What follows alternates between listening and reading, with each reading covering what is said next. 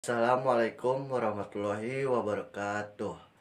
Terima kasih kepada Bapak Nanang Abdurrahman MKom selaku dosen pengampu Teknologi Informasi dan Komunikasi. Perkenalkan, nama saya Ajat Sudajat dari kelas PTK 1B.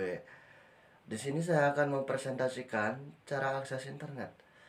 Baik, mari untuk mempersingkat waktu kita langsung saja ke materi yang pertama. Yang pertama adalah teknologi internet. Teknologi internet adalah suatu jaringan informasi yang menghubungkan suatu media elektronik dengan media lainnya. Standar teknologi pendukung yang digunakan secara global adalah Transmission Control Protocol atau Internet Protocol Suite yang disingkat TCP atau IP. TCP atau IP ini adalah protokol pertukaran paket atau Switching Communication Protocol yang dapat digunakan untuk miliaran lebih pengguna yang ada di dunia. Sementara itu, istilah Internet Working yaitu cara atau proses untuk menghubungkan rangkaian internet serta penerapan aturannya yang telah disebutkan di atas. Yang kedua, cara akses internet yaitu terhubung ke internet dengan modem. Modem broadband adalah perangkat keras yang menghubungkan komputer atau router ke jaringan broadband.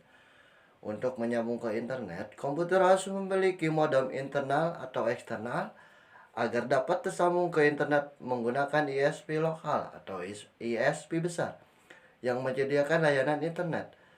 Yang selanjutnya, terhubung ke internet dengan broadband. Broadband adalah teknologi telekomunikasi yang menyediakan akses internet berkecepatan tinggi yang menggunakan beberapa saluran sinyal digital secara bersamaan. Yang ketiga, DNS atau Domain Name System adalah buku telepon internet. Manusia sering mengakses informasi secara online melalui nama domain seperti nytimes.com atau ispn.com. Web browser berinteraksi melalui alamat internet protokol atau IP. DNS menerjemahkan nama domain ke alamat IP sehingga browser dapat memuat sumber daya internet. Setiap perangkat yang terhubung ke internet memiliki alamat IP unik yang digunakan mesin lain untuk menentukan perangkat. Yang keempat adalah hosting.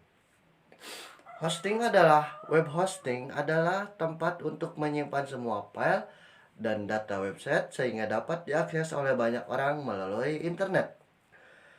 Dan data website tersebut bisa berupa video, gambar, email, script, aplikasi, dan database.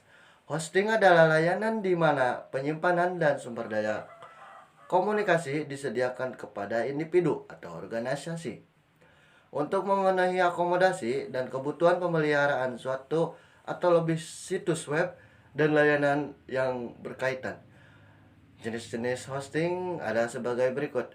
Yang pertama, shared hosting. Yang kedua, PVS hosting. Yang ketiga, cloud hosting. Yang keempat, WordPress hosting. Yang kelima, managed WordPress. Yang keenam, dedicated hosting. Yang selanjutnya, yang kelima, fasilitas internet. Berselancar atau browsing surfing adalah sebuah layanan pada internet yang berfungsi untuk menampilkan suatu situs atau website guna mencari suatu informasi. Yang selanjutnya, surat elektronik atau email elektronik mail adalah sebuah layanan untuk mengirim surat elektronik. Untuk mengirim email kita harus mempunyai email atau mailbox. Biasanya disingkat dengan surel, surat elektronik. Internet real chat atau chatting adalah fasilitas yang digunakan untuk melakukan perbincangan atau bercakap-cakap melalui internet menggunakan teks atau sering disebut dengan chatting. Yang selanjutnya, yang terakhir adalah istilah dalam internet. Yang pertama atau yang kita sebut www atau World Wide Web. Yang kedua, situs web atau website. Yang ketiga, laman web atau webpage. Yang keempat, laman utama atau homepage. Yang kelima, peramban web atau browser. Yang keenam, mesin pencari web atau search engine. Mungkin sekian presentasi yang dapat saya sampaikan.